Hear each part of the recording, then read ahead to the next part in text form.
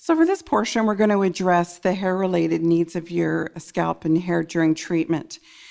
For some of you, you may have been told by your oncology team, they'll be clear about what's going to be happening. So they will tell you if you're going to experience thinning hair during treatment or if you're going to experience full hair loss.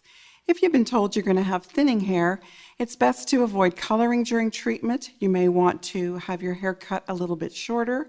You'll want to continue to use products that are hydrating for your scalp. So hydrating shampoo and conditioner can be really beneficial to keeping the texture of your hair feeling good. It is going to change a little bit, but it will help during treatment. For those of you that have been told that you'll experience full hair loss, those same tips will apply for you, but you may choose to have a little shorter haircut as you begin your treatment. And as your 10 to 14 days comes to a conclusion, you may notice that the shedding starts at that point. At that time, you may choose to have a transitional haircut, which should be no shorter than about 1/8 of an inch throughout your whole scalp. At that time as well, you're going to notice that your scalp feels a little bit different, a little tingly. It might change somewhat. So it's important to continue to treat that scalp well and to keep it hydrated. We do recommend that you avoid using baby shampoos as they tend to be a pH balance so that they won't cause tears in babies' eyes. That, in fact, is not great for adult skin. So we'll want to make sure that you continue to use some hydrating products on the scalp. So during treatment for caring for your scalp, it's really important to not ignore this area of your body. Just as the rest of your body, you may notice this is a bit drier. It's important to use some hydrating shampoos, or even your face cleanser or your body wash, whatever feels comfortable through this area, but don't avoid it. When you're working with your scalp, you want to make sure that you're exfoliating by gently massaging and gently rubbing. Don't avoid this. This might feel a bit strange at first, but it's going to help to keep that dry skin away and reduce the irritation on the scalp. So as you notice, I'm just doing a gentle massage throughout, nothing too rough, but just gentle enough to just work upwards towards the scalp to keep the circulation going and to just help to detoxify that area as well. Once you're out of the shower, pat dry your whole body, but that's a good time to apply body lotion. And body lotion can go through your scalp area, or you may choose to put your face cream up top as well. Please remember to also use your sun protection, as your hats and your head coverings won't protect your scalp, your skin from sun penetration. So it's a good thing to continue to use your sun's protection through the whole scalp area, then apply your body moisture. By taking care of your scalp during treatment, you'll find that when your new hair comes in, it's got a nice healthy environment to grow into, and you'll have a little better outcome that way. So that gives you some ideas of what to do during treatment as you prepare for your hair loss. So now we're going to talk about how to go about selecting a wig for yourself. It's a good idea to go and visit your local wig shop prior to starting treatment to have an opportunity to try some things on while you still have your hair. When you go to visit a wig shop, it's a good idea, if you can, to bring a friend along. Girlfriend, sister, husband, someone that can give you their honest second opinion. This way you get a chance to see your new look through different eyes. Of course, at this time, the wig won't fit exactly the way it's going to fit once your hair loss has happened, but it will give you some idea of what you're going to be looking like. And in selections of wigs, you've got different things that you can choose from, 3 categories actually. You can choose from synthetic, human hair and synthetic as a blend, or human hair. They all have their advantages and disadvantages. This one I'm going to be putting on Alex today is actually a synthetic wig. And the advantage to synthetic wigs is that they're going to, when you wash them, the care for them, once every 2 weeks, they'll bounce back into style. They'll maintain their image, and you won't have to worry about styling. They are heat resistant. You can add Velcro rollers if you want a little more height or want to do a little bit of something to them, but they are heat resistant, so they would that's their disadvantage. So you have to watch oven doors. Anything over 300 degrees temperature would cause some damage to the wig. So this is something that, Alex may turn to her friend and she might say, no, don't like that one. So we might go to a second one that's more into her image and into her look. And so this one is, again, is a blend of human hair and synthetic. Now, human hair and synthetic, again, behaves like a synthetic wig. It's not going to be any different than the synthetic wig, but it does offer a little bit of texture difference. It can be a little denser and a little has a little bit of a feel or a touch of human hair. Now, sometimes human hair is actually an option as well. They are a little more expensive, 2 to 3 times the cost sometimes of what a synthetic or a blend wig would cost you. The advantage to those is they can be colored, they can be low lighted, you can style them, you can use heat products on them, so they do have that advantage. As well as if they're a little bit, if you're wearing your style a little bit longer, human hair is much more adaptable to a little longer length as well.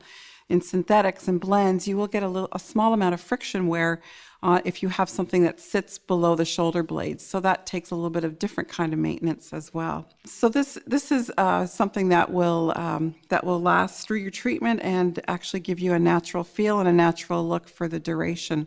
So at that time, you may select to decide to put that wig to one side. You've made your decision on what you're going to be taking home with you, and you may return a couple weeks later or 3 weeks later when the hair shedding has begun, have your transitional haircut, and then do your final fitting of your wig then and there. That best fit comes when the transitional haircut or the hair loss has occurred. So these are just some examples of some of the wigs that are available in the marketplace. Try things on, experience it a little bit, and know that this is going to be a temporary hair loss solution and should see you through the duration. We're just going to talk now a bit about how to fit your wig and how to transition into your wig. Wigs generally come in one size, and that's average. Average head size is about 19 to 22 centimeters. These wigs can be adjusted once you've had your transitional haircut. And as we have here, a scalp that is ready to take on a wig. There's actually a way to put the wig on, and I'm just going to show you briefly on Katie here how to do that. The wig will come on from behind. There is a definite placement. There's 2 little tabs right at the side. They feel a bit stiffer, you'll notice, and they're meant to sit right at the temples. When you place the wig from behind, you're going to place it on the forehead and pull down from the back to make sure that you've got everything flattened out. The wigs have a little bit of elasticity to them, but once you've had your transitional haircut, that's a time when you'll want your wig specialist to do a final fitting. And I'm just going to fix this on Katie here. With the important placement here is those ear tabs need to be parallel, so they should be sitting evenly from one side to the other, so parallel through there. What's an important placement is, especially as the hairline begins to disappear, is to actually do the measurement for the wig from the brow area. So if I was to place my baby finger on Katie's brow here and 4 fingers to the hairline will tell me exactly where the placement needs to be on the front hairline. So from there, then we can do a little bit of styling and a little bit of adjusting. This is a synthetic wig that we have on right now, and that we can change the part of this wig so it's a little bit different. A wig stylist could actually cut in bangs if that was seen to be necessary, but we're just going to leave it long and on one side, and we can actually tuck a little bit on the other side, but leaving a little bit of the wig in front just to sort of mask that absence of a hairline there. The wig can be styled somewhat. Again, it's important to wash this regularly, about once every 2 weeks for a synthetic wig, once every week for a human hair wig, and blends would have the same rules as a synthetic wig. It can be styled somewhat. You can add a few Velcro rollers to synthetics. Of course, synthetics are resistant to heat. Actually, synthetics don't like heat, so you're going to want to avoid any heat on the wig itself because it will actually cause damage to the wig. So Velcro rollers are great if you wanted to add a little more body, but you can see with just a simple brush like this, I can brush away and add a little bit of smoothness to the wig. It's important to have a little bit of flow, and you can see with this wig we've got a little bit of flow and a little bit of energy with it. And I'm just going to pull a little bit more over this way so we can see your beautiful eyes and take it from there. When you're washing the wig, you will, with a human hair wig, you want to take the hair and actually brush it out thoroughly before you apply any shampoo to it, and you would hold it in one direction as you're doing that. So you're going to take your wig you're going to brush it out first, take a little bit of cleanser for the human hair wig, wet the wig down, wash it through, but see how we're going in simply the same direction, and then rinse it thoroughly. Apply your conditioner and rinse that thoroughly as well, and then put it on your head form to style it the way you like to style it, and that's with human hair.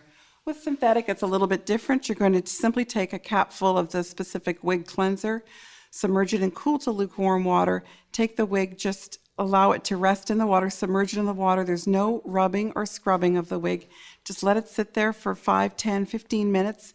If you go away and forget and it's an hour later because the kids have been doing something, that's okay. No damage to the wig. Rinse it thoroughly. Then you're going to take it out, blot it dry with a towel, apply the leave-in conditioner, and leave it on the wig stand to dry, and then give it a little brush through. When it's slightly damp, we don't recommend heavy brushing when the wig is fully wet.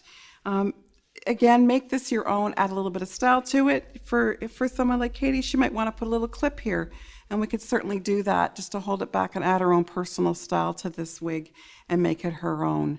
So those are just a few tips and techniques for taking care of your wig as you're going through treatment. We're going to speak now a bit about head coverings. Your wig won't be worn 24/7, and you need some alternatives in your wardrobe so that you have a comfortable look all the time. Your head may feel a bit cooler during this time as well, so there'll be periods of time when you feel comfortable going without anything at all, but when you're out in public or when you're around family, you may want to have something a little different on. I've got a selection of head coverings we're just going to show you today. This is something that's a nice light slinky that will go on. It's really comfortable. It can be worn by itself. The earlobes are showing, so those beautiful earrings can show up now. Makes a good addition to the look. And of course, with a cap like this, with this beautiful print, it really does speak for itself. So this is something that's really comfortable to wear and can be an easy addition with another hat. So a nice little summery kind of hat, and of course there's 4 seasons that we need to look at, but a nice little hat like this. You have something that's stylish looking, it's comfortable, and it's nice and soft against the head. You don't have that hat right against it. Of course, the other time you may find your head feels a bit cooler is at bedtime. So a nice little single knit like this. Again, wearing it down a little bit on the forehead. Fits nice and snugly and gives some nice protection to the head while you sleep. You may find too during this time that a satin pillowcase just allows for a better sleep and doesn't cause any friction on the head covering. Now this head covering we can take, again, we can take this daytime as well. This is a little peaked cap that can be worn. It's got a little elastic at the back so it goes on nicely, and it just gives a little bit of comfort, nice little look to it, and again is casual and easy to wear. With these head coverings as well, you can add a little piece of jewelry, do something on the cap, add a little scarf. And for this, we're going to show you as well how to tie a square scarf. If you're wanting to tie a scarf into a turban, we recommend at least a 36-inch square to tie. You may have something that's in your wardrobe that you've had put to the back of the shelf for a while, and now it's time to pull it out. So a square like this, you're going to take and you're going to fold it into a triangle. So you fold it into the triangle. We're now going to take the long edge of this triangle, and I'm going to leave this little cap on because this has got a little bit of a slip to it, and it'll keep it from sliding. If you want to just wear simply a scarf on its own, you'd want something more of a cotton, something that doesn't have a sheen to it. I'm going to lay it onto Alex's forehead, and I've got the ends of the triangle here. I'm going to take it around the back and wrap it, and now I'm going to take it and take these little ends and just twist them around to form a little braiding edge on the scalp.